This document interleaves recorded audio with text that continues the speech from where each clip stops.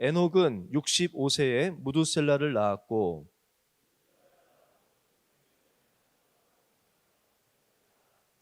그는 365세를 살았더라. 에녹이 하나님과 동행하더니 하나님이 그를 데려가심으로 세상에 있지 아니하였더라. 아멘.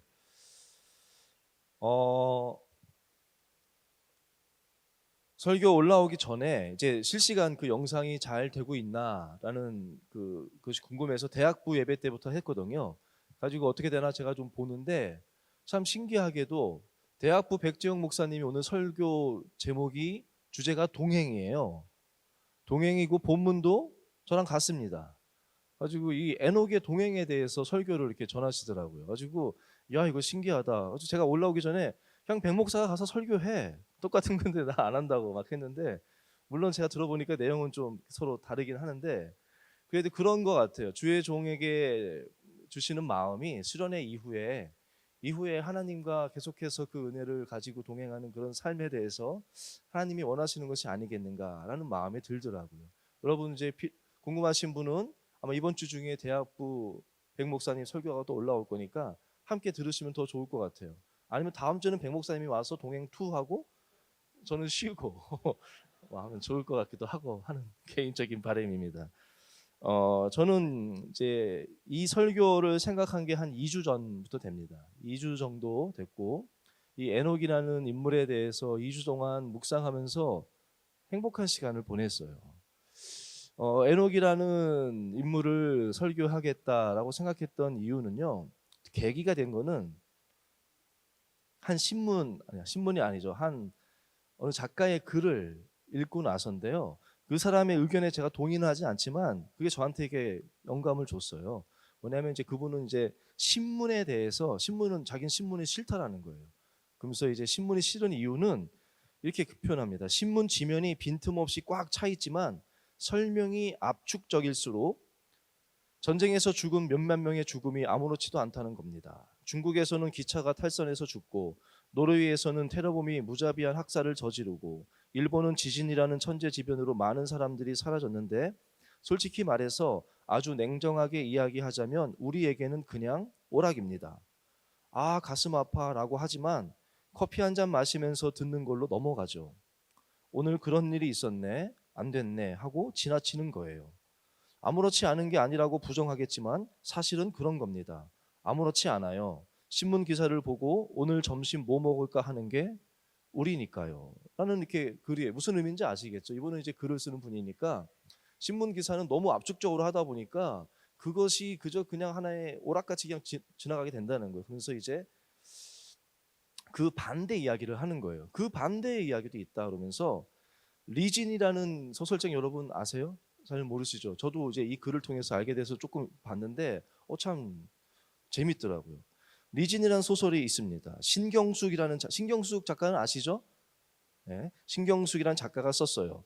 그런데 그게 어떻게 된 거냐면 그 소설을 쓰게 된 계기가 어느 날 신문을 읽다가 어딘가에 짧은 기사 한 줄이 나왔대요. 조선 주재 초대 프랑스 영사를 지낸 사람이 궁중무의와 함께 귀국해서 프랑스에 살다가 그 궁중무의가 다시 한국에 돌아와서 자살해서 죽었다. 한국에 돌아와서 좀 살다가 자살해 죽었다라는 한 줄 기사가 떴다는 거예요. 근데 그거를 보고 이 짧은 한 줄이 그 신경숙 씨가 읽으면서 도대체 이 여자는 어떤 삶을 살았을까 궁금해진 거죠. 프랑스 초대 영사가 궁중무의였던 이 여자를 어떻게 만났고 어떻게 왜 사랑했을까? 프랑스에 가서는 무엇을 했을까? 왜 와서 다시 돌아왔을까? 왜 한국에서 자살을 했을까? 그런 것들이 이제 신경숙 작가에게 호기심으로 되면서 그 여인의 삶에 대해서 묵상하고 실제로 프랑스에 가서 그 여인이 한글 서적을 프랑스어로 많이 번역했더라고요. 뭐 그런 일들을 하고 했던 그런 것을 추적해서 이 여인의 삶을 소설이라는 건 아시겠죠? 어느 정도 있지만 자기가 상상한 그 소설로 낸 소설이 리진이라는 소설입니다. 그거를 읽는데 그러면서 이제 그분이 그거예요. 여러분 이거 한번 어떤 책인지 한번 생각해 보세요. 베로나의 연인들의 비극적 결말. 연인이 죽었다고 5인 후에 청년이 목숨을 끊음. 그의 운명을 확인한 후 처녀도 자살. 무슨 내용 같아요? 로미오와 줄리엣은 알지죠? 예. 로미오와의 줄리엣. 이제 그러면서 이렇게 좀 이렇게 한 거예요. 신문에 이런 기사가 났다. 그러면 우리는 그냥 읽고 아 그랬구나. 그리고 넘어갈 이야기지만 작가들은 여기 감정이입을 해서 그 안에는 어마어마한 삶의 스토리가 있다는 것이죠. 우리는 그냥 기사로 그냥 한 줄로 끝나는 거 읽을지 모르겠지만 그 안에는 어마어마한 일들과 정말 우리의 가슴을 아프게 하는 그런 삶이 다 있다는 그런 내용의 이제 글이었어요. 그래서 제가 뭐 신문은 그런 목적 자체가 틀리니까 그 신문이 싫다는 의견엔 제가 동의 못하겠지만 그 말이 와닿습니다. 그래서 성경에 제가 참 좋아하는 인물 가운데 하나가 예전에 제가 청년부 돌아와서 첫 번째 설교 때 어떤 언급을 했냐면요. 하나님의 이야기가 가득한 삶, 그 설교를 얘기하면서 여러 성경에 나오는 하나님의 이야기를 가진 사람들이 있지만 성경에서는 하나님의 이야기로는 한 줄로 요약을 하거든요. 다윗은 뭐라고 요약하냐면 하나님 마음에 합한 자, 이 한 줄입니다. 또 모세는 하나님과 얼굴을 대면하여 아는 자, 또 아브라함은 하나님의 벗, 이렇게 한 줄로 그의 얘기를 요약해요. 여러분이 만약에 인생이 맞췄을 때 한 줄로 한 문장으로 여러분에 대해서 표현을 한다면 어떻게 표현되고 싶습니까? 라는 질문을 제가 그때 첫 설교 때 드렸었어요. 물론 아무 기억이 없으시겠죠. 그래가지고 저는 그때 뭐라고 얘기를 했냐면 제가 그때 이식 수술을 하고 나서 물론 한 2년 정도 지났지만 청년 여러분들하고 했던 첫 번째 설교거든요. 이식 수술을 받고 하나님하고 교제하면서 기도하면서 제가 기도했던 것 중에 하나가 큰 제목이 하나님 감사합니다. 이제 저에게 원하시는 것이 무엇입니까? 제게 원하시는 것이 무엇입니까가 저에게 큰 기도 제목이었어요. 근데 그때 하나님이 주신 말씀의 응답이 미가서 6장 8절 말씀은 아실 거예요. 사람아 주께서 선한 것이 무엇임을 내게 보이셨나니 여호와께서 하나님께서 내게 구하시는 것이 공의를 행하고 인자를 사랑하고 겸손히 내 하나님과 동행하는 것이라고. 그 말씀을 저에게 이렇게 주셔가지고 제 마음 가운데 소원함 가운데 하나가 겸손히 하나님과 동행했던 사람. 그게 내 인생에 그렇게 기록이 된다면 좋겠다라는 것이 저의 한 가지 바람이거든요. 근데 여러분 하나님과 동행한 사람 하면 누가 떠오릅니까? 몰라요? 몰라요? 대답하기 싫어요? 대답하기 싫은 거죠? 모르면 제가 너무 무너져서 차라리 두 번째가 나아요. 두 번째도 별로 좋지는 않다. 에녹이죠, 에녹. 에녹하면 하나님과 동행했고 죽음을 겪지 않고 하나님이 데려갔던 그 사람이 에녹 아니겠습니까? 그래서 2주 동안 저는 뭘 했냐면 이 에녹이라는 사람이 어떤 삶을 살았을지에 대해서 이렇게 묵상을 하고 저 나름대로 추적을 해본 거예요. 계속. 에녹은 창세기 오늘 본문에 나오고요. 히브리서에 또 나오고요.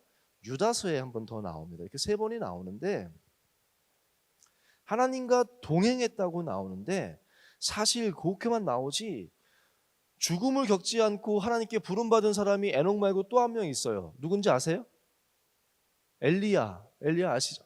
에녹을 몰라서 대답 못한 것 같다. 엘리야는 몇 명 대답하는 거 보니까 엘리야예요. 엘리야. 근데 엘리야에 대해서는 그의 어떤 일들을 했는지 죽을 때가 아니죠. 부름 받았을 때 어떤 모습으로 하나님이 했는지를 다 아는데 대단한 일이잖아요. 그에 비해서 에녹에 대해서는 별로 이야기가 안 나와요. 딱 오늘 창세기에서 에녹에 대해서 설명하는 것은 에녹은 하나님과 동행했다는 것밖에 안 나옵니다. 어떻게 동행을 했는지, 왜 동행을 했는지에 대해서 뭐 어떻게 죽음을 겪지 않고 하나님 어떤 모습으로 데려가셨는지 전혀 나오지는 않습니다. 제가 이렇게 추측을 하고 여러 뭐 목사님 설교도 들어보고 제 나름대로 막 주석도 보고 이렇게 하면서 하나 발견했던 글 가운데 어느 목사님이 에녹에 대해서 이렇게 표현하더라고요. 한번 들어보세요. 에녹의 인생을 이렇게 이야기로 풀었습니다. 하나님께서는 매일 에녹의 집에 찾아와서 얘야 나하고 오늘 산책하지 않겠니? 하고 말씀하시면 에녹은 집 밖으로 나와 하나님과 산책을 가곤 했습니다. 에녹은 그 후 하나님과 산책하는 것이 너무도 재미가 있어 매일 자기 집 문 밖에서 하나님을 기다리곤 했습니다. 그러면 하나님이 와서 함께 산책하곤 했는데 그러다 어느 날 하나님께서 에녹아 오늘은 우리 좀 더 멀리 가보자. 내가 너에게 할 말이 많단다. 그래서 에녹은 하나님과 하염없이 걸었습니다. 그러다 마침내 에녹이 외쳤습니다. 어머, 에녹이 어머라고 한 게 조금 의아해요. 어머, 세상에나 너무 늦었어요. 이제 집으로 돌아가 봐야 하겠어요. 하나님이 대답합니다. 에녹아, 여기는 너의 집보다 나의 집이 더 가까운 곳이구나. 그러니 오늘은 나의 집으로 가자. 그리하여 에녹은 하나님과 함께 영원한 본향으로 가서 아직도 돌아오지 않았다고 합니다. 라고 이렇게 표현했더라고요. 동화책같이 이렇게 표현했고, 하나님과의 동행했던 삶, 그래 일상 가운데서 이렇게 매일 하나님과 산책하면서 아름답게 동행했던 삶에 대해서 로맨틱한 동양의 이야기로 이렇게 잘 요약을 했더라고요. 참 공감이 되고 참 좋다라는 생각도 했는데, 가만히 이제 묵상을 하면서 이것만은 아니지 않겠나라는 생각이 들었습니다. 물론 이런 부분이 있겠죠. 하나님과 동행한 부분에 하나님과 함께 거닐면서 뭐 이야기 나누고 뭐 대화하고 행복한 로맨틱한 부분도 있겠지만, 실제적으로 여러분의 삶이 그렇게 하나님과 함께하는 그런 삶이 이렇게 막 로맨틱한 삶만은 아니지 않습니까? 아침에 일어나서 하나님 저 이러고 또 뭐 하루 종일 막 행복해요, 사랑해요 이러다가 또 저녁에 또 하나님 안녕히 뭐 내일 또 봬요 이러고 또 내일 아침에 또 새벽 예배 나와서 막 산책하다가 뭐 이렇게 사는 분 많지 않죠. 많지 않잖아요. 그것만은 아니지 않겠나. 그러면서 오늘 창세기 말씀을 묵상하는데, 에녹에 대해서 이제 묵상한 게 창세기 5장 말씀을 보면은 족보가 쭉 나옵니다. 앞에 보면 족보가 쭉 나오는데 족보에 패턴이 있어요. 누가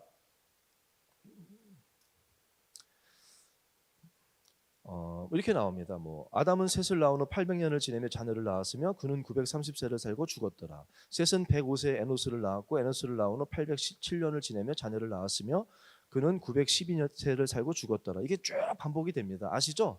여러분이 성경 통독하면서 창세기는 다 읽어봤으니까 누가 몇 살에 누구를 낳고 계속해서 자녀를 낳으면서 몇 살에 죽었더라. 또 누가 계속 이게 반복이 됩니다. 그러다가 에녹을 설명하는데 에녹은 몇 살에 에녹은 65세에 무드셀라를 낳았고 무드셀라를 낳은 후 300년을 하나님과 동행하며 자녀들을 낳았으며 이렇게 표현합니다. 에녹의 설명을 할 때는 동행했다는 단어가 들어가는 거예요. 왜 넣겠습니까? 하나님이 다른 사람들의 족보를 쭉 다 썼는데 에녹의 족보를 쓸 때는 에녹은 하나님과 무드셀라를 낳은 후 하나님과 동행했더라. 그리고 다음에도 동행했다는 단어를 2번 넣었어요. 그 왜 넣겠습니까? 무언가 다르다는 거 아니겠습니까?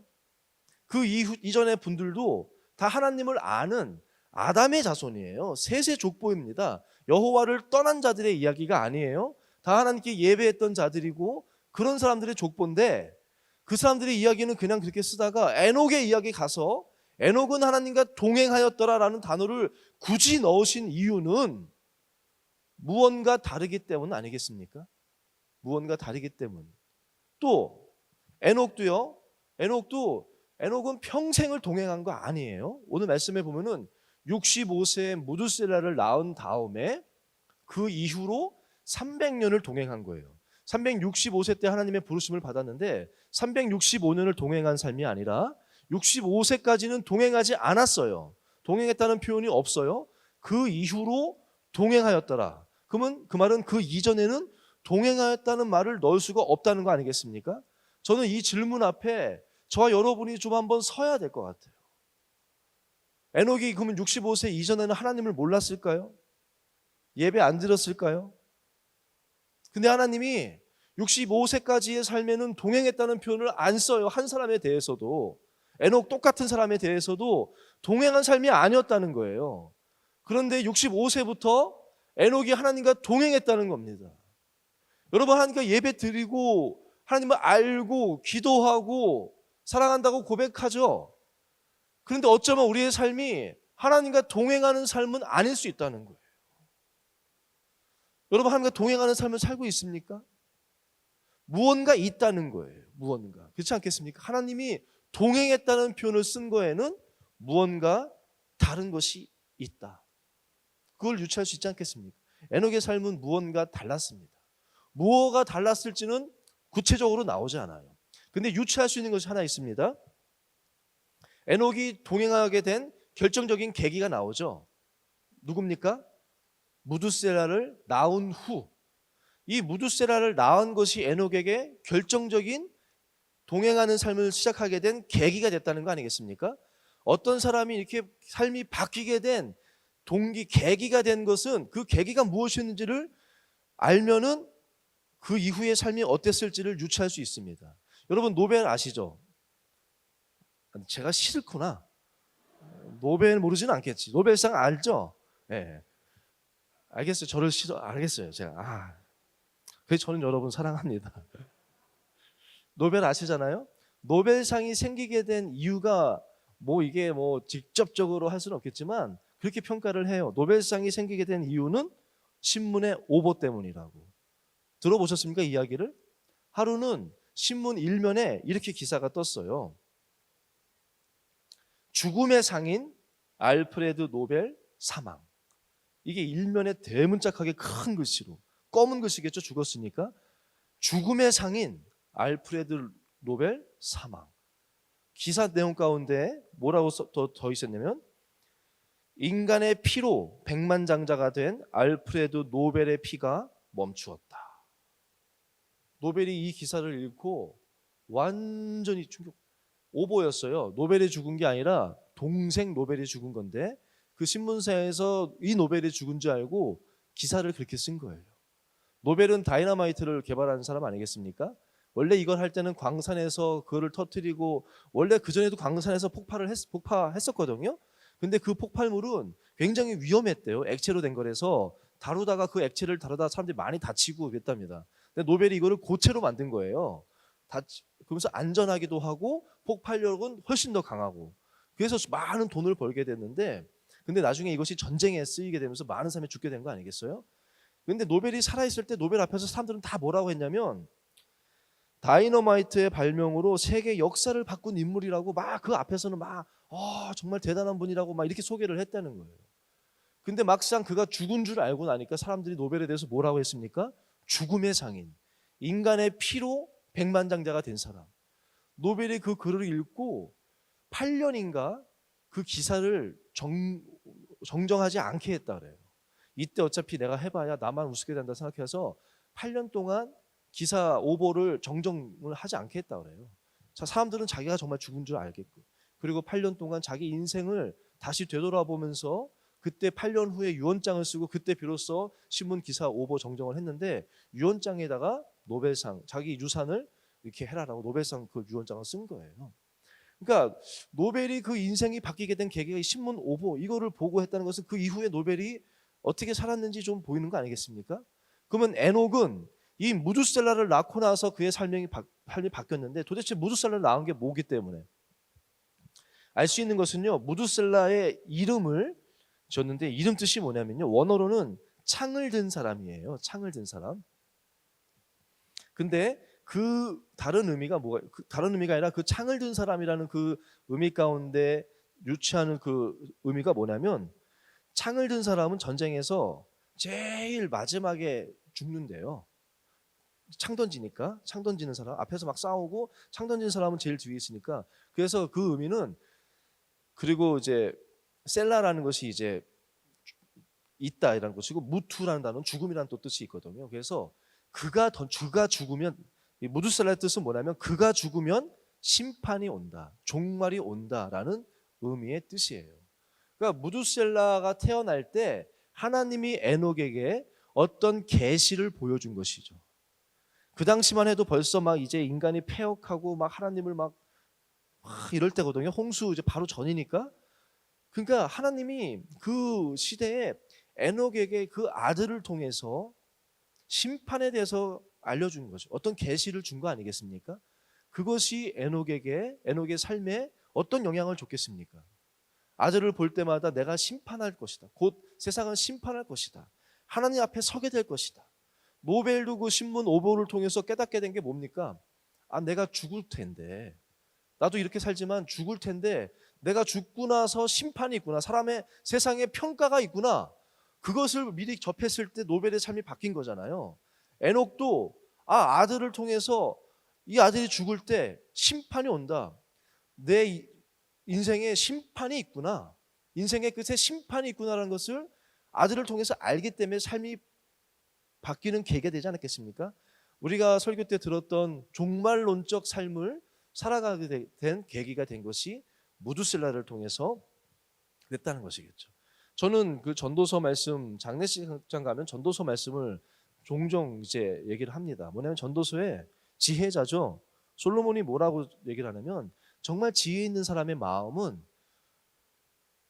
장례식에 있다는 거예요. 초상집에. 미련한 자의 마음은 혼인식에 있고, 혼인집에 있고, 지혜로운 자의 마음은 초상집에 있다라고 전도서에서 지혜자가 가리킵니다. 무슨 뜻이냐면 혼인집은 가장 기쁜 것 같잖아요. 그렇지만 그 기쁨은 금방 사라져 버릴 기쁨이라는 거예요. 땅의 기쁨이라는 거예요. 장례식에 가면 뭘 봅니까? 슬픔이 있지만 장례식은 죽음을 대하잖아요. 죽음을 마주 보면서 죽음 이후에 심판이 있다는 것을 우리가 생각하게 되기 때문에 지혜로운 사람은 그 죽음의 날을 생각하면서 하나님 앞에 서게 될 날을 생각하면서 창조주 하나님이 있음을 선악간에 심판하실 것을 기억하면서 살아가는 자가 지혜로운 자라는 뜻이거든요. 아마 에녹에게는 그런 지혜가 있었을 것이고 심판을 기억하면서 살아갔던 삶이 동행의 삶이 아니었겠는가. 그저 그냥 로맨틱하게 이것만은 아니지 않았겠나라는 것이 에녹의 삶이라는 거예요. 또 한 가지 에녹의 삶을 통해서 오늘 말씀을 통해서 알 수 있는 것은요. 그러면 이 종말론적인 삶이라는 것이요. 옛날에 그 종말론 있었잖아요. 구원파도 있었고 모든 것을 내팽개치고 그냥 이제는 하나님 심판이 있으니까 다 필요 없고 오직 그것만이 중요하니까 살았잖아요. 근데 에녹에 동행했던 그 동행은 종말론적인 삶이라고 해서 그런 삶은 아니에요. 어디 기도원에 가가지고 매 기도만 하고 교회 나와서 교회에서만 살고 세상은 필요 없고 하나님밖에 없다 나한테 계속 예배드리고 어디 기도원 가가지고 사는 삶은 아니었다는 거예요. 왜냐하면 뭐라고 나면은 에녹은 무두셀라를 낳고 300년을 하나님과 동행하면서 자녀들을 낳았다. 그 이후에도 자녀들을 계속해서 낳았다는 거거든요. 그 말은 뭡니까? 가정생활을 계속 하면서 가정생활을 계속 일상적인 생활을 해가면서 종말론적인 마음을 가지고 하나님의 심판이 있음을 기억하면서 살았다는 것이 에녹의 삶이었죠. 저는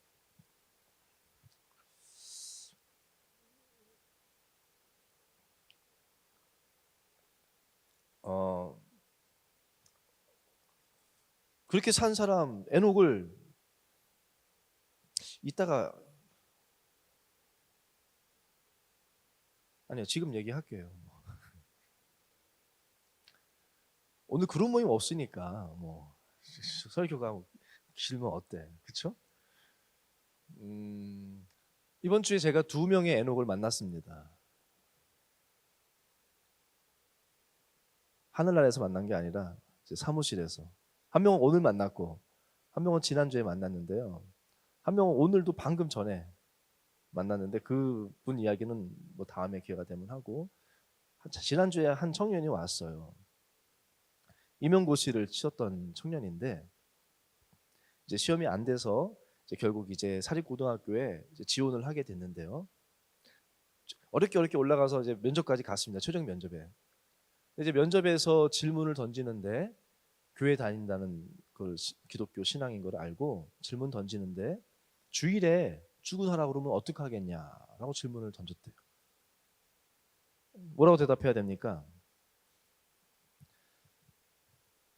예배 드리고 출근하겠습니다. 일찍 오라 그러면 근데 또 질문을 한대요. 일찍 오라 그러면 어떡하겠냐? 우리 교회는 일부 예배부터 오후까지 있는데 일부가 7시 10분 일부 예배 드리고 바로 가겠습니다. 4번인가를 물었대요. 근데 마지막에 결국 뭐라냐면 마지막에는 9시까지 오라 그러면 어떡하겠냐. 이 청년이 고민되더래요. 다른 데 오라고 한 데도 없었고 사실 면접 여기 앞에서 살짝 고민이 됐대요. 뭐라고 대답해야 됩니까? 근데 그 마음이 들었대요.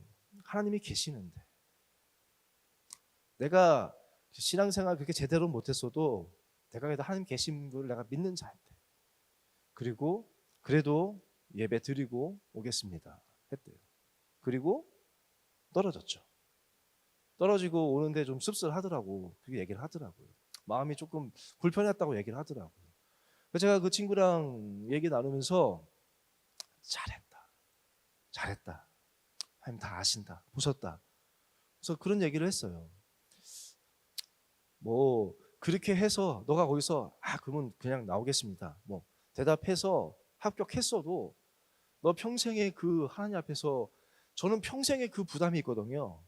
신입생 환영식 때 원샷하고 했던 것이 평생에 하나님 앞에 부끄러움으로 남아있거든요.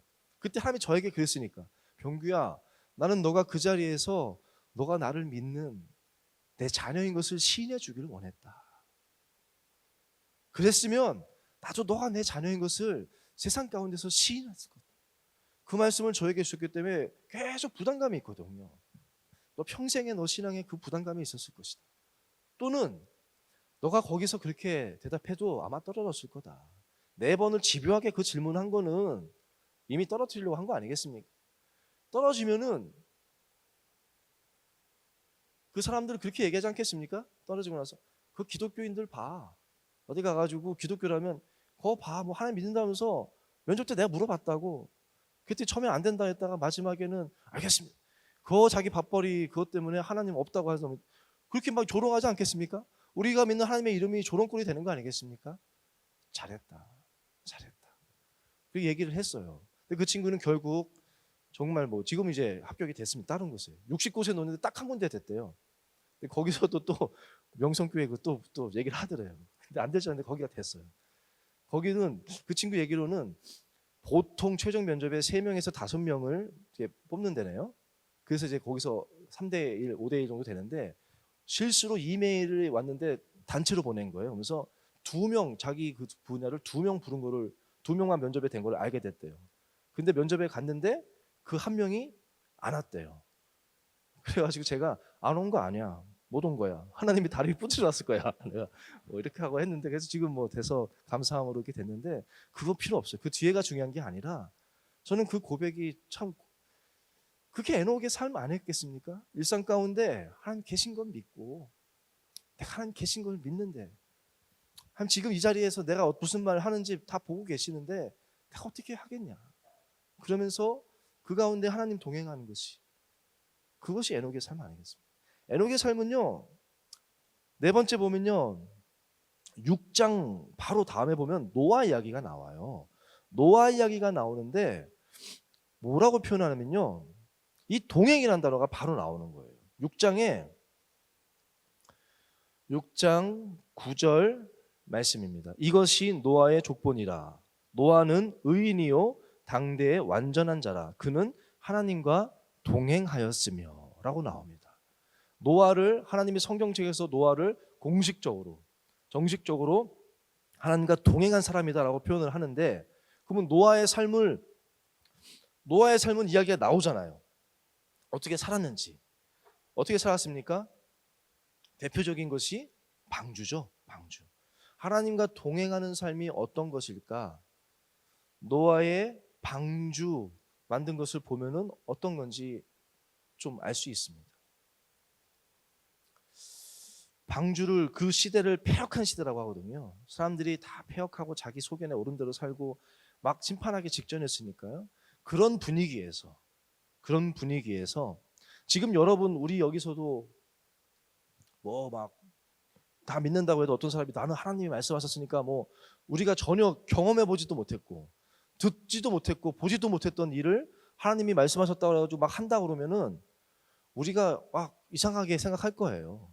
이 시대는 하나님하고 관계없이 막 살던 시대인데 하나님이 방주를 지으라고 하셨고 뭐 비가 계속 올 건데 이 방주도 어디다가 져요? 산 위에다가 지으라고 하시고 어마어마한 거를 짓게 되잖아요. 그 말에 순종하는 것이 쉽지 않습니다. 무슨 말인지 아시겠죠? 그 하나님의 그 말씀에 하나님과 살면서 하나님이 말씀하시는 것에 순종하는 것이 이 노아가 이 순종했던 동행했던 이 삶이 쉬운 삶이 아니라는 거예요. 쉬운 삶은 아니에요. 동행에 대해서 제가 묵상하면서 이제 동행이란 단어가 나오는 성경 구절을 다 읽어봤어요. 여러 구절이 있지만 아모스 3장 3절 말씀 한번 준비해 됐습니까? 아모스 3장 3절 말씀에 이렇게 나오더라고요. 동행에 대해서 알 수 있는 중요한 단어, 중요한 말씀입니다. 함께 읽겠습니다. 시작. 두 사람이 뜻이 같지 않은데 어찌 동행하겠으며. 동행이라는 것은 무엇입니까? 여러 가지로 표현할 수 있겠지만 뜻이 같아야 되는 거예요. 그게 동행이에요. 성경에서 동행하려면은 두 사람이 뜻이 같아야 된다는 거예요. 하나님과 내가 동행한다는 것은 무슨 의미입니까? 하나님의 뜻과 내 뜻이 같다는 거예요. 하나님의 뜻이 산 위에다가 방주를 지으라는 거예요. 비가 그렇게 온다는 것은 본 적도 없고 이전에 그렇게 왔다는 것도 들어본 적도 없는 일이에요. 한 번도 경험해 보지 못했던 일을 얘기하시면서 산에다가 방주를 지으라는 거예요. 이게 내 뜻이라는 거예요. 하나님과 동행할 때는 누구 뜻에 맞춰야겠습니까? 하나님 뜻에 맞춰야죠. 하나님 뜻이 내 뜻이 되어 살아가는 것이 동행하는 삶이에요. 그게 쉽지는 않습니다. 그렇지 않겠습니까? 말씀 묵상하면서 하나님과 뜻과 내 뜻이 하나 되는 것, 그 찬양 생각나더라고요. 주의 손에 나의 손을 포개고. 아시죠? 후렴만 한번 불러볼까요, 우리? 주의 손에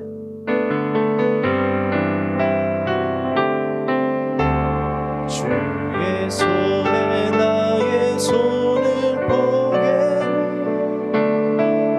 또 주의 발에 나의 발을 포개요. 나 주와 함께 죽고 또 주와 함께 살리라. 영원토록 주 위에 살리라. 주의 손에 나의 손을 포개고 또 주의 발에 나의 발을 포개요. 나 주와 함께 죽고 또 주와 함께 살리라. 영원토록 살리라. 주 위에 살리라. 어쩌면 동행한다는 거에 시작은 그렇게 로맨틱한 산책하는 걸로 날마다 그걸지 모르지만 그 날마다 산책하는 그 길 가운데 끝은 아마 이걸지 몰라요. 주님의 손에 나의 손을 포갠다는 게 뭡니까? 예수님께서 먼저 본을 보여주셨잖아요. 하나님과 동행한다는 거. 하나님의 뜻이 예수님의 뜻과는 달랐어요. 하나님, 이거 꼭 제가 꼭 해야 됩니까? 제가 꼭 해야 됩니까? 그렇지만 하나님의 뜻에 예수님의 손을 얹은 거 아니겠습니까? 십자가에. 왜요? 왜 얹으셨습니까, 예수님? 우리와 동행하고 싶으셔서. 여러분하고 동행하고 싶으셔서. 나와 영원히 동행하기를 원하시기 때문에 죄인된 우리와 동행할 수가 없으니까 인간의 몸으로 이 땅에 오셔서 우리와 영원히 동행하시기 위해서는 우리의 죄를 위해서 죽으셔야 되는 것이, 그것이 하나님의 뜻이니까 예수님이 그 뜻에 예수님이 그 손을 포갠 거 아니겠습니까? 그리고 우리가 주님과 동행한다는 삶은 또 마찬가지예요. 우리를 향한 주님의 뜻에 우리의 손을 포개는 거 아니겠습니까? 주님의 그 발에 우리의 발을 포개고 나의 뜻이 아니라 주님의 뜻이 이루어지기를 구하며 순종하면서 걸어가는 것이 어떻게 보면 동행하는 삶의 그런 모습이겠죠. 제가 소개했던 그 청년의 이야기도 어떻게 보면 작은 거 아니겠습니까? 수만 가지 생각이 들었겠죠, 그 짧은 시간에. 그렇지만 그래, 주님의 손에 자기 손을 포갠 거 아니겠습니까? 그것이 동행이에요. 근데 저는 그게 좋더라고요. 하나님이 참 좋은 게 노아 얘기가 나오는데 8절 보면요, 그 앞이죠. 6장 8절에 그러나 노아는 여호와께 은혜를 입었더라 라고 나옵니다. 세상 사람들은 다 패역하게 자기 마음대로 사는데 노아는 하나님께 은혜를 입었더라 라고 나오거든요. 이 말씀이 바로 그 다음에 노아의 족본이라 요한은 의인이요 이게 나오는 거예요. 근데 이것이 그런 뜻은 아닙니다. 노아는 하나님 앞에 막 이렇게 의인이요 완전한 자기 때문에 죽지 않고 하나님 앞에 은혜를 입었더라 이렇게 해석하면 안 되는 내용이에요. 이 본문 말씀은 하나님께 은혜를 입었다고 나오는데 하나님께가 아니라 원어를 보면은 하나님의 눈에입니다. 하나님의 눈에 노아는 하나님이 은혜로 바라봐 주셨다는 거예요. 완전해서 삶이 완전해가지고 뭐 하나님이 인정해주고 의인이다 그러고 완전하다고 한 것이 아니라 그 당대의 사람들이 다 그렇게 살아가는데 노아가 그래도 하나님 말씀에 순종하려고 노력하면서 사는 그 모습, 완전하진 않지만 의인의 모습은 우리 인간은 의인이 될 수 없으니까요. 그렇지만 하나님의 눈에 그래 너가 그래도 노력하는구나라고 은혜로 여겨주셨다는 거예요. 은혜로 보아줬기 때문에 또 은혜를 주셨기 때문에 노아가 동행할 수 있었다라는 말씀이 오늘 6장의 말씀이에요. 우리가 동행하는 거요 내 힘으로 하는 건 아닙니다. 여러분이 완전해서 의인이어서 가는 건 아니고요. 하나님의 은혜가 있는 줄로 믿습니다. 우리가 하나님과 산책하면서 하나님 뜻을 내 뜻을 하나님의 뜻에 일치시키려고 노력하면서 나아갈 때 그것을 하나님은 은혜 눈으로 바라봐 주시고 우리에게 감당할 수 있는 은혜를 주신다는 말씀이에요. 그것이 동행하는 자의 삶인 줄로 믿습니다. 다른 군데 한번 또 보겠습니다. 히브리서 말씀 한번 볼까요? 여기 이제 또 노아의 삶이 나옵니다. 히브리서 11장 5절 말씀입니다. 5절 말씀 함께 읽겠습니다. 시작. 믿음으로 에녹은 죽음을 보지 않고 옮겨졌으니 하나님이 그를 옮기심으로 다시 보이지 아니하였느니라. 그는 옮겨지기 전에 하나님을 기쁘시게 하는 자라 하는 증거를 받았느니라. 창세기에는 노아가 죽지 않고 하나님께 갔다는 정확한 워딩은 안 나와요. 그는 365세를 살았더라. 에녹이 하나님과 동행하더니 하나님이 그를 데려가심으로 세상에 있지 아니하였더라라고 나오죠. 하나님이 데려가심으로 세상에 있지 않다는 것이 꼭 죽지 않고 그건지는 모르잖아요. 근데 히브리서에서 확실하게 얘기를 하죠. 노아는 죽음을 보지 않고 옮겨졌다고. 그러면서 창세기에서 에녹을 표현하는 그 한 단어는 동행이라면 이 히브리서에는 에녹을 뭘로 표현하냐면 믿음이라고 표현합니다. 믿음. 그렇지 않습니까? 믿음이 있었기 때문에 노아는 죽음을 보지 않고 하나님 나라로 옮겨진 사람인데 그 이유가 무엇이냐? 그렇게 될 수 있었던 이유는 믿음이다. 믿음 때문에. 근데 그 믿음은 어떤 믿음이냐? 에녹의 믿음이 도대체 어떤 믿음이었기 때문에 하나님이 그를 죽음을 겪지 않고 그냥 바로 데려가셨을까? 어떤 믿음입니까? 5절 말씀 보면 하나님을 기쁘시게 하는 믿음이었다라고 나오는 거예요. 하나님을 기쁘시게 하는 믿음. 역시 믿음이 하나님의 기쁨이 되고 믿음이 최고 아니겠습니까? 그런데 6절 말씀 한번 봅시다. 그럼 하나님을 기쁘시게 하는 믿음은 또 뭡니까? 여러 믿음이 있겠지만 하나님을 기쁘시게 하는 믿음이 뭡니까? 같이 읽어보겠습니다. 시작. 믿음이 없이는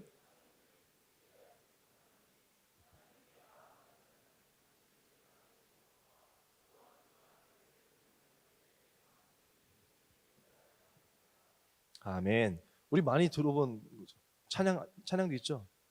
믿음이 없이는 여기서 나온 거예요. 주를 찾는 자 반드시 만나리. 근데 저는 이번 말씀 묵상 전에까지는 사실 이 말씀이 이 히브리서 11장은 믿음장이잖아요. 믿음의 선조들의 이름이 쭉 나오는데 그분들 전체에 해당되는 말이었습니다라고 생각했어요. 근데 그렇지가 않네요. 오늘 제가 묵상하면서 보니까 그렇게 해석할 수도 있겠지만 전체 다 해당되긴 하지만 특별히 에녹은 하나님을 기쁘시게 하는 자는 증거를 받았는데 기쁘시게 하는 것이 뭐냐? 믿음이 없이는 하나님을 기쁘시게 할 수 없다 그러면서 에녹의 믿음은 무엇이었냐? 두 가지를 얘기합니다. 하나님을 기쁘시게 하는 믿음이 뭡니까? 첫 번째, 하나님이 계신 것과 또한 하나님을 찾는 자에게 상 주시는 이심을 믿는 믿음. 이 두 가지가 하나님을 기쁘시게 하는 믿음인 줄로 믿습니다. 이 믿음이 있었기 때문에 에녹은 죽음을 겪지 않고 하나님이 너무 에녹을 기뻐하셔서 데려가셨다. 근데 이런 질문이 들었어요. 여러분, 한번 제가 묻겠습니다. 좀 제가 싫어도 대답 한번 해주세요. 여러분, 하나님이 살아계심을 믿습니까? 오늘 여러분 예배 자리에 나오셨잖아요.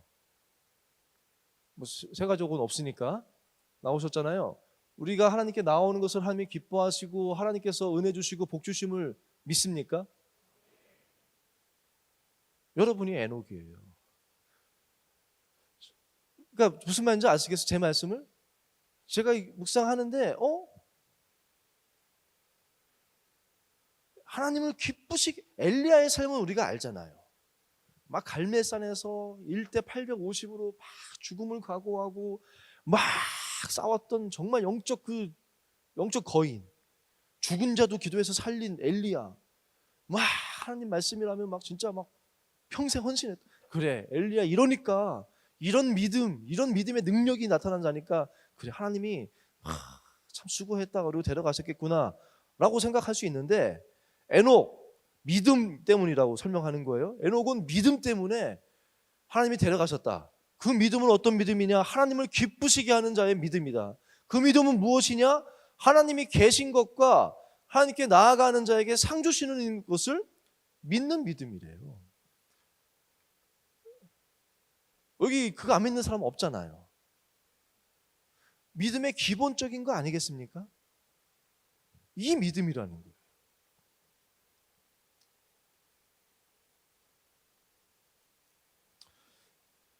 그래서 제가 헷갈리더라고요.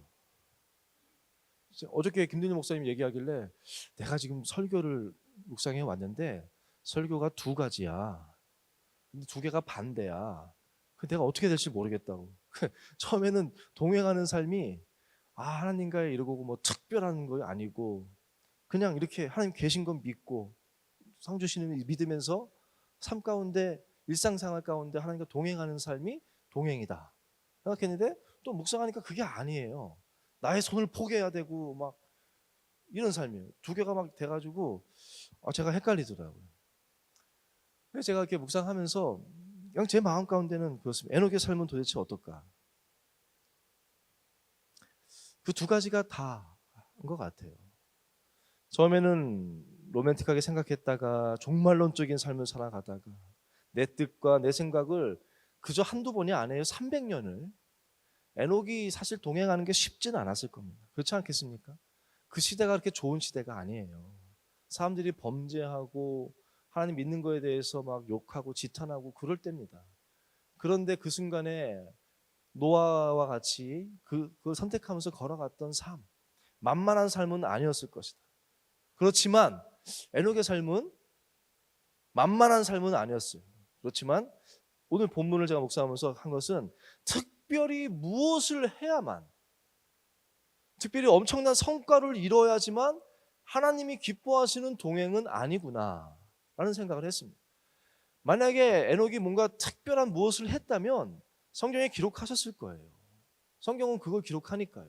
근데 에녹의 삶은 무언가 막 특별한 일, 엘리야처럼 막 엄청난 일을, 하늘에서 불이 내려오게 하고 막 죽은 자를 살리고 막 여리고 성이 무너지게 하고 막 이런 믿음은 아니에요.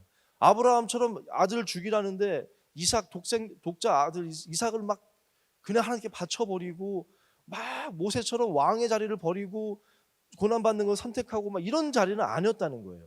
홍해를 가르고 막 이런 믿음은 아니지만, 이런 성과는 아니었겠지만 특별한 것이, 그것을 해야지만 하나님께서 기뻐하시는 삶은 아니라는 거죠.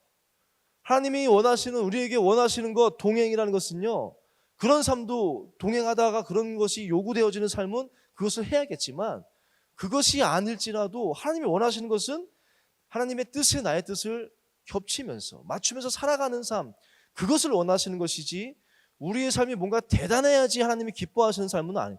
우리는 근데 그런 선입견이 좀 있습니다. 무언가 대단해야지, 특별한 무언가를 해야지 그것이 막 대단한 믿음인 것처럼. 근데 에녹을 통해서 하나님이 우리에게 전해주시고자 하시는 이유는, 모르겠어요. 에녹이 어떤 특별한 게 있었을지도. 근데 하나님께는 그거는 중요하지 않다는 거예요. 에녹이 뭔가 대단한 일을 했을지도 몰라요. 그렇지만 하나님이 우리에게 말씀하고 싶은 것은, 내가 너에게 원하는 것은 나와 동행하는 것이다. 너가 막 대단한 일을 해야지 내가 기뻐하는 삶은 아니라는 거예요. 그저 내가 계신 것을, 내가 살아있는 것을 너의 삶의 자리에서, 면접 자리입니까? 면접 자리에서 내가 너와 함께 있는 것을 기억하고, 너의 삶의 이런 선택 하나하나가 언젠가 하나님 앞에서 서게 될 것을 기억하면서 그 하나님을 선택하는 삶, 그것이 하나님이 원하시는 삶이라는 거예요. 막 믿음의 그것이 하나님이 에녹을 통해서 우리에게 보여주는 하나님의 마음 아니겠습니까? 일상의 자리에서 겸손히 하나님의 살아계심을 믿고 주의 앞에 나아가며 주님을 찾는 자에게 상 주시는 이심을 믿으면서 하루하루 주님의 뜻에 나의 뜻을 일치시켜가면서 맞춰가는, 그것이 부족할 수 있죠. 그것이 완벽하지 않아도 됩니다. 왜요?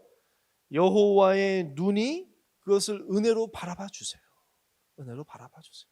그렇게 살려고, 하나님 손잡고 살려고 애쓰면서 넘어지면 또 하나님 바라보고, 나의 등 뒤에서 나를 도우시는 주, 때때로 뒤돌아보면 여전히, 저는 그 가사가 제일 좋거든요. 때때로 뒤돌아보면 여전히 계신 주, 잔잔한 미소로 바라보시 나를 재촉하시네. 일어나. 또 가자는 거잖아요. 또 가자. 넘어질 수 있죠. 그렇지만 아빠 넘어졌어요. 그리고 주님 바라보면 이렇게 웃으시면서 괜찮아. 은혜로 바라봐 주시지, 그걸 막 너 이걸 아니에요. 그러면서 또 일어나 같이 가자. 그러면서 그렇게 하시는 주님. 그러면서 삶의 순간순간에서 그래도 작지을지 몰라도 일상생활에서 하나님 뜻에 순종하는 그 하나하나를 너무 기쁘게 바라보시는, 기쁘게 받으시는 것이죠. 그런 것들이 쌓여져 가는 삶이 에녹의 삶이 아니겠습니까? 히브리서 11장은 위로하기 위해서 한 거예요. 초대교회 때 막 핍박 가운데 있는 자들에게 이렇게 믿음의 선조들이 있지 않냐, 우리도 믿음 지키자 라고 하는데, 물론 막 톱에 켜서 죽어도 믿음 지킨 사람 이야기도 나오고, 여리고성을 믿음으로 넘어뜨린 여리고성 이야기도 나오는데요, 아브라함처럼 막 이삭 외아들을 번제로 막 드리려고 했던 그 믿음, 대단한 믿음도 나오는데, 저는 히브리서 11장 다시 읽으면서 은혜된 것이, 하나님이 그런 사람보다요 오히려 에녹 같은 사람이 더 많아요. 이삭 볼까요? 이삭의 믿음을 히브리서 11장에 뭘 이삭 보고 믿음이라고 표현해 주셨냐면요, 믿음으로 이삭은 장차 있을 일에 대하여 야곱과 에서에게 축복하였으며, 이게 하나님이 인정해 주신 믿음이에요. 하나님이 기쁘게 바라보셨던 믿음이에요. 어떤 이야기냐면요, 이삭이 기도합니다. 야곱을 착각해가지고 야곱을 축복하죠. 야곱이 에서인 줄 알고 야곱을 축복기도 합니다. 근데 에서가 와가지고, 여러분 그런 질문 안 해봤습니까? 에서가 와가지고 속았다고, 제가 에서라고 막 할 때 이삭이 다시 기도해서, 하나님 그게 아니라 얘가 에서입니다. 다시 그걸 걷어주시고 우리 아들 에서를, 왜 그렇게 안 했을까? 오늘 말씀 뭐냐면요, 이삭은 기도할 때요 믿음으로 기도했어요. 이게 하나님의 뜻이, 기도하고 이것이 이루어졌다고 믿는 사람이에요. 그렇기 때문에 이미 하나님한테 내가 빌고 믿음으로 다 빌었기 때문에 이것이 하나님의 뜻이구나라고 깨달은 거예요. 믿음으로 기도하면서 하나님의 그 뜻이 에서가 아니라 야곱에게 축복한 거구나, 그리고는 없다고 하는 거예요. 이거를 하나님은 믿음의 기도를 했다. 그래서 에서의 인생 가운데 하나님이 가장 기뻐했던 거 하나, 그걸 기뻐했다. 야곱은 뭐라고 하냐면요, 야곱은 믿음으로 죽기 전에, 보겠습니다. 야곱은 죽을 때 요셉의 각 아들에게 축복하고 그 지팡이 머리에 의지하여 경배하였으며. 이거는 뭔 이야기냐면요, 야곱의 그 수많은 이야기가 다 있을 텐데, 야곱이 이제 애굽 땅에 갔을 때 요셉이 두 아들을 데려옵니다. 에브라임과 므낫세. 누가 장자일까요? 므낫세가 장자예요. 데려오면 오른손을 장자한테 올려야 돼요. 왼손을 찾아 한 통 올려야 돼요. 근데 야곱이 막 눈도 안 보이고 그때는 이미 이제 얼마 안 남았을 때니까 일부러 요셉이 헷갈리지 않도록 야곱의 오른손에 므낫세를 데려왔고 에브라임을 왼쪽에 데려왔어요. 그리고 이렇게 와서 기도해 달라고 한 거예요. 근데 야곱이 기도할 때 이렇게 하면 되잖아요. 이렇게 안 해요. 어떻게 했냐면 이렇게 해요. 이렇게 기도를 합니다.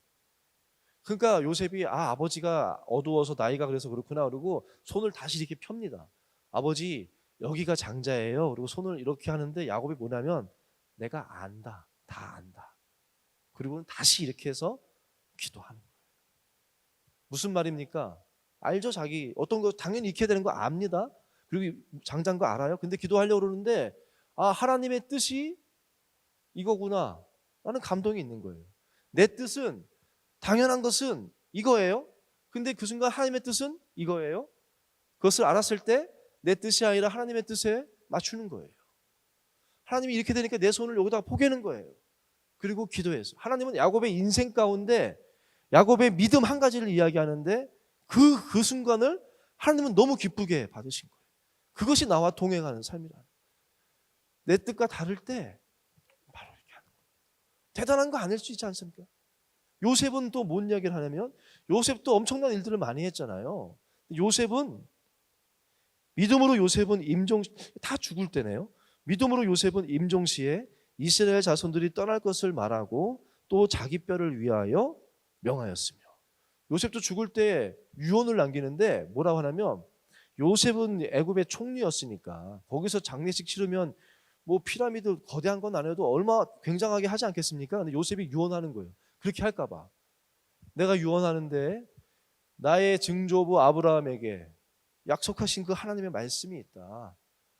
나의 할아버지 야곱에게 내 아버지 이삭에게 내가 들은 약속의 말씀이 있다. 하나님이 반드시 우리를 애굽에서 다시 가나안으로 인도하실 거다. 나는 그걸 믿는다.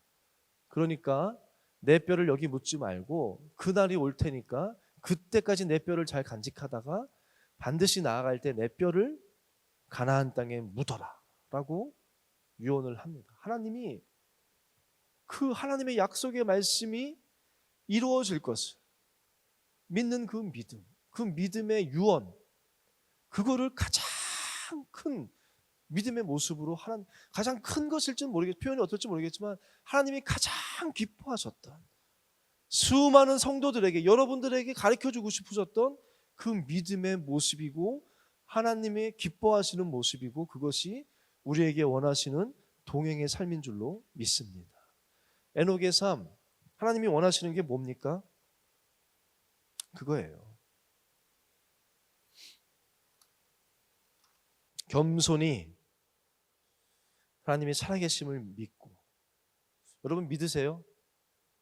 근데 참 쉽지 않죠. 그렇죠? 믿잖아요. 우리 다 믿잖아요. 근데 삶의 자리에서 하나님이 살아계신 것을 믿고 지금 이 자리에 하나님이 임재하고 계심을 나와 함께 하심을 알고 그 순간에 주님의 뜻에 내 손을 포개는 것이 쉽지는 않죠. 하나님이 원하시는 것은 근데 그런 삶을 원한다는 거예요. 그것이 하나님이 원하시는 거. 미가서에서 얘기하는 제가 하나님 앞에 제가 뭘 할까요? 제가 막 뭐든지 하겠습니다 할 때 하나님이 저에게 그때 막 수술 이식하고 나서 막 건강하니까 제가 또 막 업돼가지고 하나님 앞에 온갖 공약을 다 했거든요. 제가 2번 하나님 앞에 온갖 공수표? 아팠을 때 하나님 저 고쳐만 주시면 제가 죽으라면 죽겠습니다. 고쳐만 주시면 어디든지 가겠습니다. 다 막 온갖 공수표를 다 날렸어요. 하나님이 그게 뻥인 거 아시더라고요. 그리고 하나님 원하신 것은 그게 아니셨어요. 그걸 원하셨으면 고쳐주셨겠죠? 하나님 원하셨던 건 그게 아니셨어요. 저로 하나님을 알길 원하시고 알아가길 원하고 저랑 같이 그냥 환자라도 저는 환자인 게 너무 힘든데 하나님은 제가 그냥 약한 모습이라도 하나님 알아가고 기도하면서 동행하는 걸 원하시. 그래서 계속 그렇게 안 고쳐주시더라고요. 그리고 또 한 번 제가 한 것이 이식수술 하나님이 하게 하셔서 매일매일 울음이었으니까요. 소변 넣으면서 울고 과일 먹으면서 울고 먹으면서 울고 맨날 울음바다였으니까 막 공수표 날 하나님 제게 원하시는 것이 뭡니까? 하나님 제가 무엇을 할까요? 어떻게 살면 좋을까요? 계속 기도할 때 하나님이 주신 답이 미가서였어요. 병규야, 내가 너와 함께 원하는 것은 겸손히 나와 동행하는 거라고. 너와 같이 함께하고 싶다. 그게 하나님이 우리에게 원하신. 기도할 때 믿음으로 하고 주신 말씀 믿음으로 붙잡고 그런 거 아니겠습니까? 말씀을 이제 마무리하겠습니다. 제가 이제 이거 말씀 묵상하면서 어느 집사님의 간증을 듣게 됐어요. 본인 말로 자기는 엉터리 집사님이었다고 간증을 하는데 어느 날 주일이었답니다. 주일인데 그날 교회를 안 갔어요. 안 가고 친구를 만났습니다. 안 믿는 친구죠. 그 친구 만나서 이제 술 먹으려고 이제 술자리에 갔답니다. 근데 그 친구가 이제 놀리는 거죠. 야, 너 교회 다니잖아. 오늘 교회 안 가도 돼? 그러면서 툭툭 쳤대요. 이 집사님이 야, 술맛 떨어지게 교회 얘기 왜 해? 이러면서 나 엉터리잖아. 나 엉터리야. 이러면서 그냥 갔답니다. 그렇게 술을 마셨대요. 가볍게 한잔하면서 이제 술을 마시고 이제 운전해서 집에 와야 되는데 술이 좀 이제 가볍게 먹었나 봐요. 그래서 술이 좀 깨려고 좀 걷자, 오랜만에 만나서 걸으면서 이야기를 했답니다. 그래서 우리가 그냥 걷는 거랑 시간 때우기 위해서 걷는 건 좀 다르잖아요. 그래서 시간 때우기 위해서 이런저런 얘기를 막 하면서 걷는데 저쪽 어디서 집에서 굿을 하고 있답니다. 굿. 그 친구가 야, 우리 시간도 때울 겸 저 굿 하는 거나 좀 가서 보자. 그래 갔대요. 갔더니 막 징을 징징징징징 이렇게 치는데 갑자기 뭔가 리듬이 깨진 것처럼 딱 멈추고는 그 무당이 얘기했대요. 주위를 보더니 이렇게 얘기했다며. 여기에 우리와 다른 사람이 하나 와 있는데 방해 말고 썩 가시오 라고 얘기를 했대요. 그 친구가 야, 너 아니야? 그랬더니 이 집사님이 나 아니야, 난 엉터리야. 그래서 계속 보자 그랬대요. 또 그 사람이 이렇게 보고는 또 징을 또 계속 친답니다. 그러다가 또 멈추고는 여기 나랑 우리랑 다른 신을 섬기는 사람이 있는데 부탁이니까 좀 나가달라고. 근데 또 친구가 너 아니까 나 엉터리야 그러는데 또 치다가 또 바로 좀 정색을 하고는 얘기한다는 거예요. 제발 여기에 우리와 다른 신을 섬기는 사람이 하나 있는데 썩 가달라고 하면서 여기에 큰 신이 이렇게 표현했대요. 여기에 큰 신이 함께하는 사람이 있다는 거예요. 큰 신이 함께하면서 큰 신이 사랑하는 사람이 한 명 있는데 제발 부탁이니까 좀 나가달라고 그렇게 얘기를 했대요. 또 이렇게 야, 너 같아 했더니 야, 나도 지금 불안해 그러지 마 이렇게 하다가 그 친구가 야, 그 교회 다니는 사람 한 명 있다고 해서 구슬 못할 정도면 그거 뭐 볼 거 있냐 그냥 가자 그러고 갔대요. 둘이 나오는데 나가니까 바로 또 징을 치면서 그 굿이 시작됐다는 거예요. 조금 걷는데 갑자기 하늘에서 막 전율이 막 느껴지면서 이 집사님이 친구한테 얘기했대요. 미안한데 너 먼저 가. 그리고는 그 자리에서 무릎을 꿇었답니다. 하나님. 마치 자기가 다메섹 도상에서 바울이 만난 하나님 그런 느낌이었대요. 그래서 하나님 그 기를 했답니다. 하나님, 저는 한 번도 하나님과 함께한 적이 없는데 하나님 지금도 나와 함께하고 계셨네요. 하나님 저는 한 번도 하나님 사랑한 적이 없는데 하나님 저를 사랑하시네요. 라고 하면서 주님 저는 몰랐다고. 그러면서 주님 사랑합니다. 고백을 하고 그때부터 엉터리 집사에서 뭐 지금도 뭐 그분 말로는 뭐 지금도 엉터리지만 그래도 주님 사랑하는 삶을 살고 있다라고 그 이야기를 하더라고요. 그걸 듣는데 저는 그게 감동이 되더라고요. 하나님은요, 여러분 사랑하세요. 여러분 사랑하세요. 지금도 함께 하세요. 근데 자꾸 내가 하나님보다 먼저 가 있는 거죠.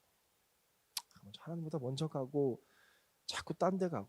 제 아들 그때 손잡는 거 보여줬잖아요, 사진. 하나님 왜 함께 하실까요? 우리가 동행하는 것이요, 하나님 너무 행복하신 거예요. 왜 우리가 동행하길 원하냐? 그게 너무 행복합니다. 저는 그 마음을 조금은 알아요. 제가 그때 얘기했잖아요. 은규 손잡고 같이 가는 게 얼마나 행복한지 몰라요. 그게 너무. 그때 얘기한 것처럼 근데 자꾸 은규 딴 데 가려고 그러고 지 하고 싶은 거 가려고 그러고 그래도 저는 항상 은규 보고 있는 거예요. 딴 데 가지만 항상 가서 또 데려오고 또 도와주고 하는 마음이 그런 것 같아요.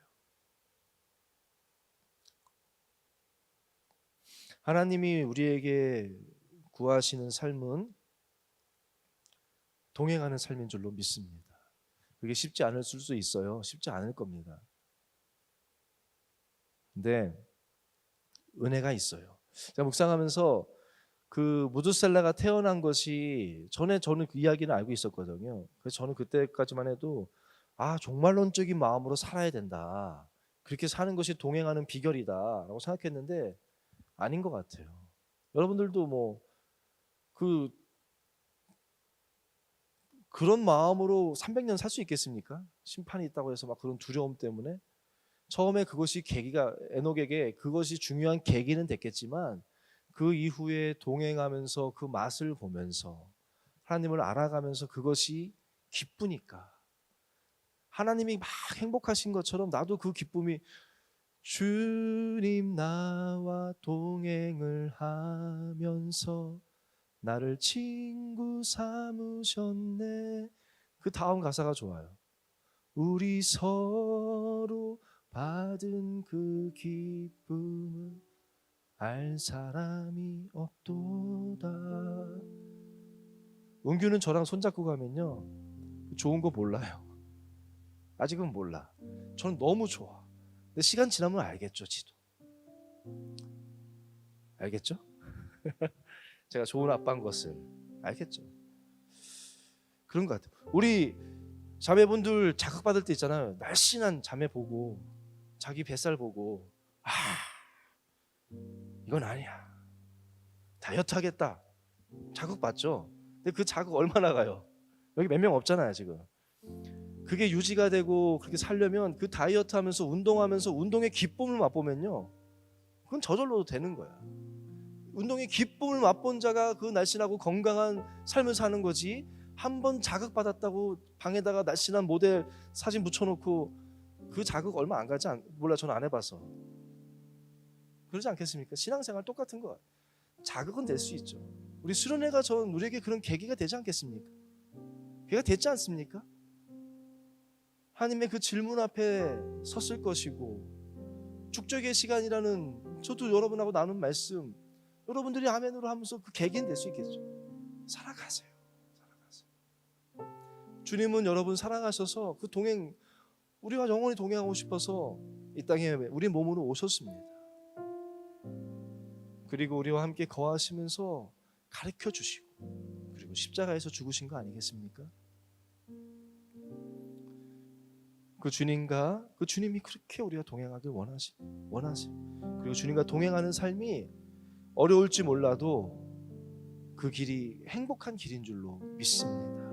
에녹은 저는 힘들었지만 행복하게 살았을 것 같아요. 첫 번째 그 산책의 이야기가 잘 요약한 이야기 같아요. 그 안에 어려움도 있었겠지만 그게 중요한 게 아니라 행복했으니까. 너무 행복했으니까. 주님과 동행하는 것 그것이 시작입니다. 주님과 동행할 때 예수님의 그 다음에 동행할 때 주님이 어떤 분인 걸 알게 되는 것이고 배우는 것. 이런 글을 제가 봤어요. 자녀들은 부모와의 관계 속에서 자랍니다. 부모에 대해서 아는 것은 나중입니다. 어린아이가 부모에 대해서는 많이 알고 부모와 관련된 자료를 많이 가지고 있다 하더라도 부모와 함께 살지 않으면 행복하지 않습니다. 참 와닿는 거. 부모를 너무 잘 알아. 부모에 대한 지식도 많아. 근데 부모랑 함께 하지 않으면 행복할 수는 없는 거예요. 여러분 토요예배 이런 코로나 와중에도 나올 정도면 하나님 잘 아시고 지식도 좀 어느 정도 있잖아요. 근데 그것만으로는 우리가 행복하게 살 수는 없어요. 함께 동행할 때 그 행복을 맛보고 우리 서로 받은 그 기쁨은 알 사람이 없도다. 그 고백이 저와 여러분의 고백이 되어지기를 주의 이름으로 간절히 원합니다. 함께 찬양하겠습니다. 말씀 준비하면서 이 찬양이 이렇게 와닿았어요. 동행하고 관련된 찬양은 아닌데 바디메오의 뭐 노래라고 이게 부제라고 하더라고요. 세상 사람들 막 그럴 때 보이지 않을 때 주님의 이름을 부르면서 주님 다시 한번 내 삶 드리니 다시 한번 주님의 이름 부르니 나를 돌아봐 달라고 나를 도와달라고 내 손 잡아달라고 이 시간 좀 그런 시간 됐으면 좋겠어요. 하나님 다 알잖아요. 우리 하나님 계신 것도 알고 하나님께 나아가는 자에게 상 주시는 이시도 아는 그 상이라는 것이 뭐겠습니까? 성령 아니겠습니까?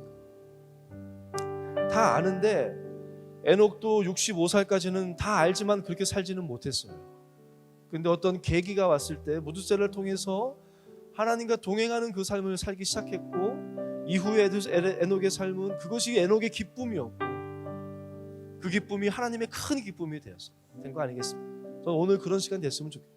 하나님 제가 알지만 오늘 이 예배 이 기도 시간이 다시 한번 그런 기회가 되길 계기가 되길 원합니다. 이제 나도 주님 손 붙잡고 주님의 뜻에 내 뜻 맞춰가면서 동행하는 삶을 살길 원하고 그 기쁨을 알아가는 삶이 되기를 원하고 내 손 잡아달라고 이 찬양 부르시고 기도하도록 하겠습니다.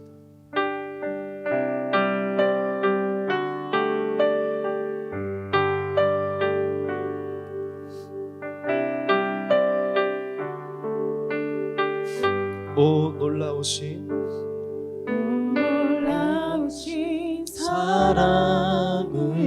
사랑으로 내게 찾아온 생명의 빛 나를 붙잡는 실패의 자리 딛고 일어나 구원의 주를 외치리 다시 한번 외쳐 부르니 예수여 나를 돌아보소서. 어둠 속에서도 빛을 비추시는 예수만이 내 소망. 다시 한번 내 삶 드리니 예수여 내 손 잡아주소서. 높음 속에서도 주가 붙드시니 예수만이 내 생명.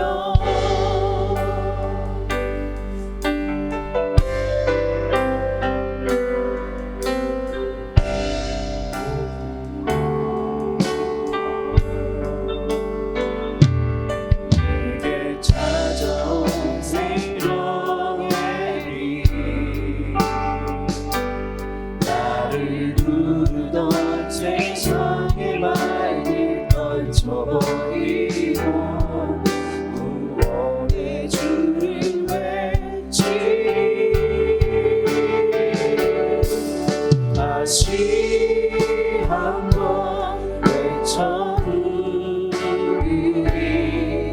예수여 나를 돌아보소서. 어둠 속에서도 빛을 비추시는 예수만이 내 소망. 다시 한번 내 삶 드리니 예수여 내 손 잡아주소서. 어둠 속에서도 주가 붙드시니 예수만이 내 생명. 더 높은 소리로 찬양합시다. 다시 한번 외쳐 부르니 예수여 나를 돌아보소서. 어둠 속에서도 빛을 비추시니 예수만이 내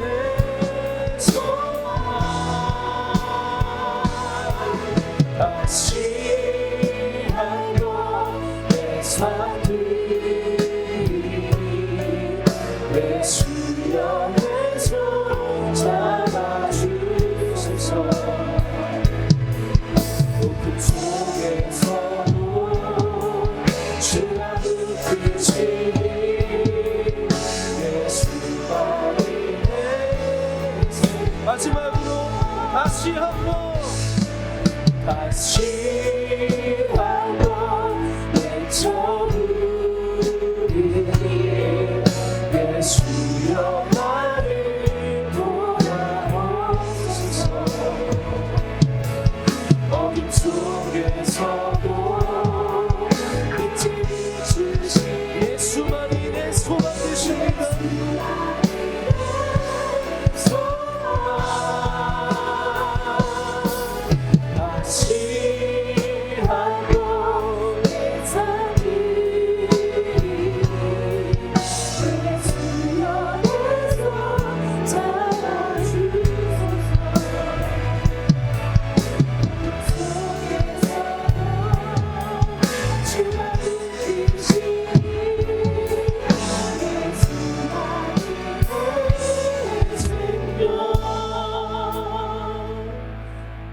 이 시간 다시 한번 주님을 부릅시다.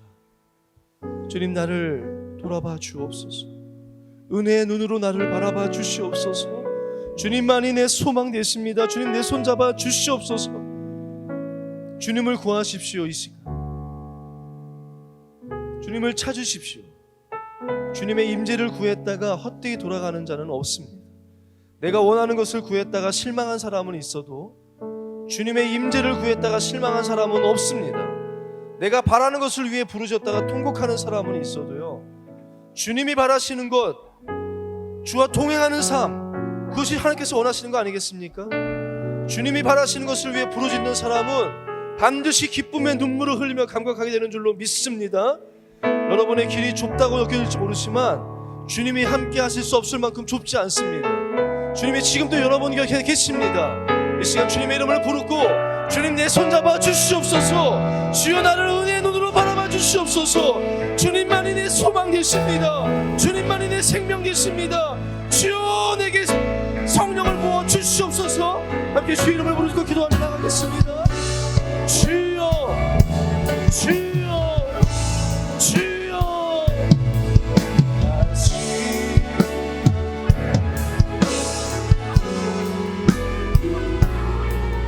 예수여 나를 돌아오소서. 어둠 속에서도 빛을 주시니 예수만이 내 소망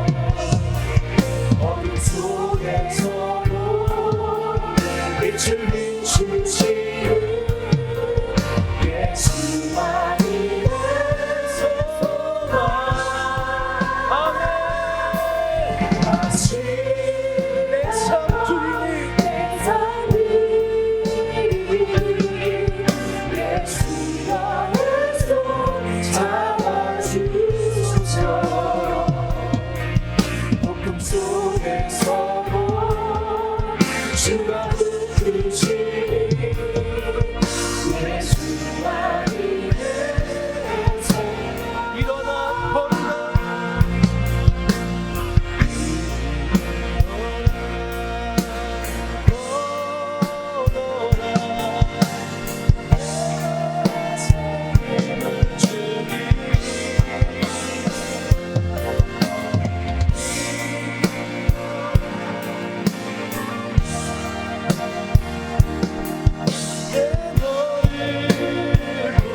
다시 한번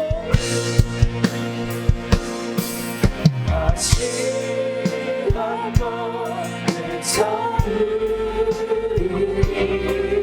예수여 나를 돌아보소서. 어둠 속에서도 빛을 비추시는 예수만이 내 소망.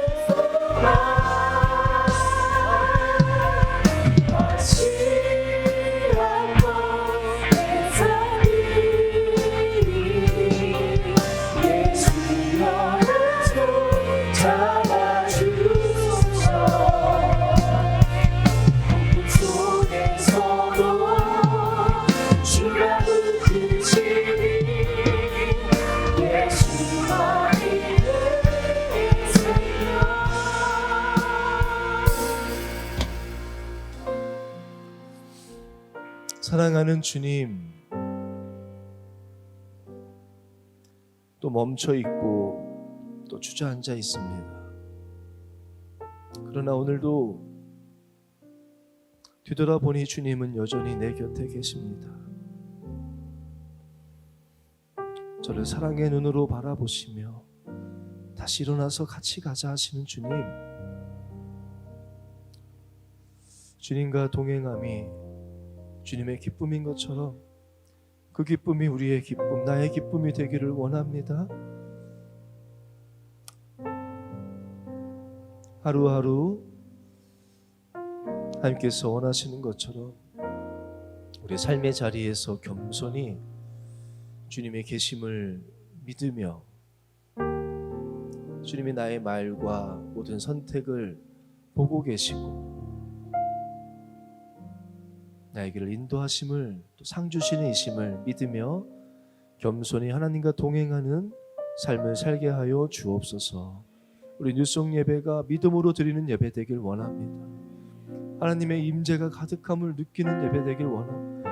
하나님이 이 자리에 함께 하심을 계심을 믿으며 드리는 예배가 되게 하여 주시고 주님을 찾는 자에게 상 주시는 분이심을 믿으며 드리는 하나님의 기쁨이 되는 예배가 되게 하여 주시옵소서. 이 예배를 축복하여 주시고 늘 주목하여 주시고 기억하여 주시고 하나님이 흠양하시는 또 우리의 큰 기쁨이 되는 예배가 되도록 늘 성령 충만케 하시고 성령님 인도하여 주옵소서. 코로나로 인하여 나라가 어지럽습니다. 불안하고 너무나도 모든 곳에서 모든 분야가 힘듭니다. 역사의 주관자시가 하나님이심을 믿사오니 우리가 겸비하여 우리 자신을 돌아보게 하시고 하나님 앞에 기도로 나아가는 저희들 되게 하시고 하나님 속히 이 악한 질병을 이 땅에서 떠나가게 하여 주시고 전 세계 가운데서 떠나가게 하여 주시옵소서. 우리 청년부를 지키시고 예배를 위하여 또 우리 청년부 리더로서 눈물로 또 기도로 헌신하는 모든 이들에게 하나님 은혜를 날마다 더하여 주시옵소서. 우리 명성교회 지켜주시고 사랑하는 원로 목사님, 담임 목사님 영육간의 강건함으로 늘 함께하여 주옵소서. 감사하고 예수님의 이름으로 기도합니다. 아멘. 이제는 우리 주 예수 그리스도의 은혜와 하나님 아버지의 영원하신 사랑과 성령님의 감화감동 교통하심이 다시 한번 주님의 이름을 부르며 다시 일어나 주님의 손 잡고 주의 손에 나의 손을 포개고 주님과 동행하는 기쁨을 누리며 살아가기를 원하고 다짐하는 우리 뉴송 위에 우리 명성교회와 이 나라 이민족 위에 이제로부터 영원까지 함께 하시기를 간절히 축원하옵나이다. 아멘.